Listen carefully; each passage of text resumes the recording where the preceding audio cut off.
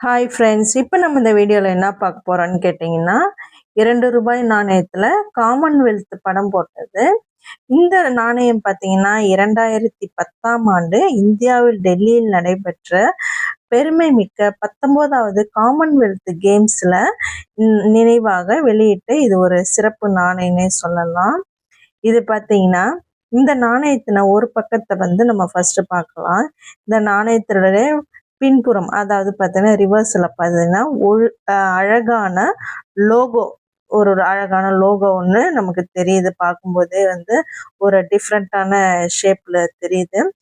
இது காமன்வெல்த் கேம்ஸோட 2010 அதிகாரப்பூர்வ லோகோ. ஒரு வளைந்த வடிவம், ஒரு சுழல் போன்ற வடிவமைப்பு.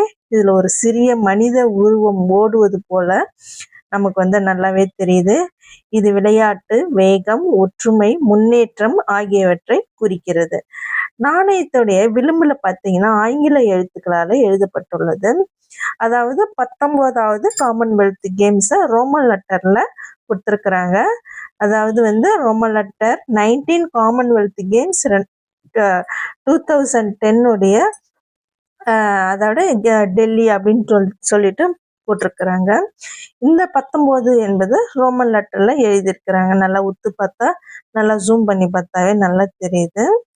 இது வந்து பார்த்தீங்கன்னா 3-14 அக்டோபர் 2010 அன்னைக்கு இந்த தேதியை வந்து கீழே வந்து குறிப்பிட்டிருக்கிறாங்க. இது மற்றொரு பக்கம் அப்படின்னு பார்த்தோம்னா, இது வந்து பார்த்தீங்கன்னா இந்தியாவின் தேசிய சின்னமான அசோக சக்கரத்தின் மேல வந்து சிங்கத்தலை வந்து தெரியுது. அதன் கீழே பார்த்தீங்கன்னா நமக்கு வந்து லயன் கேபிட்டல் ஆஃப் அசோகா அப்படின்னு சொல்லிட்டு எழுதியிருக்கிறாங்க.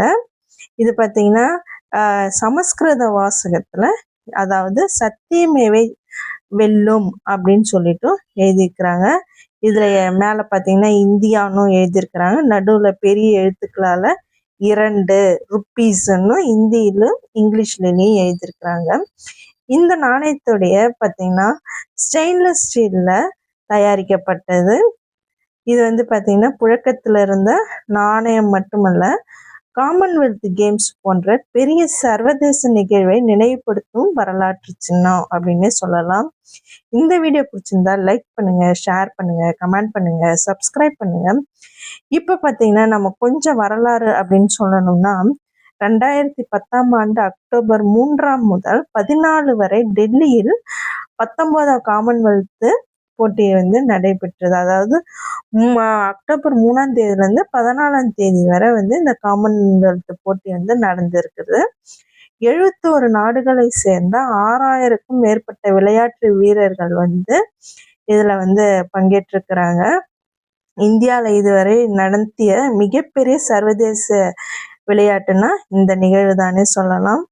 இந்த நிகழ்வுக்கு முன்னால் இந்தியா பல சவால்களை வந்து சந்திச்சிருக்குது. உள்கட்டமைப்பு, பாதுகாப்பு அமைப்பு என்று பலவிதமான விமர்சனங்கள் வந்து வந்துட்டு இருந்தது.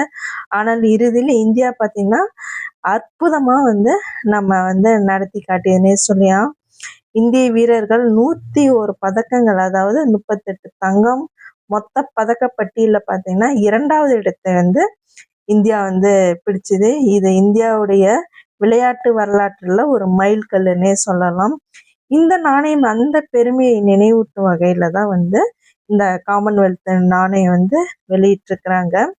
இந்திய அரசு மற்றும் ரிசர்வ் வங்கி வந்து இணைந்து பல மின்ட்டுகளில் வந்து இதை வந்து தயாரிச்சிருக்கிறாங்க. Kolkata mint, Hyderabad mint, Noida mint போன்ற பல மின்ட்டுகளில் இந்த நாணயத்தை வந்து வெளியிட்டிருக்கிறாங்க. இந்த நாணயத்தில் பார்த்தீங்கன்னா நீங்கள் கீழே பார்த்தீங்கன்னா ஸ்டார் மின்ட் இருக்குது. இந்த ஸ்டார் மின்ட் இருந்ததுன்னா இது வந்து ஹைதராபாத் மின்ட்டு. இது வந்து நான் எல்லா வீடியோஸ்லையுமே பொதுவாக சொல்லியிருக்கிறேன். இது சில மின்ட்டுகளில் வந்து சில சிறிய வேறுபாடுகள் வந்து இருக்குது. இதில் வந்து பல வகைகளும் உண்டு.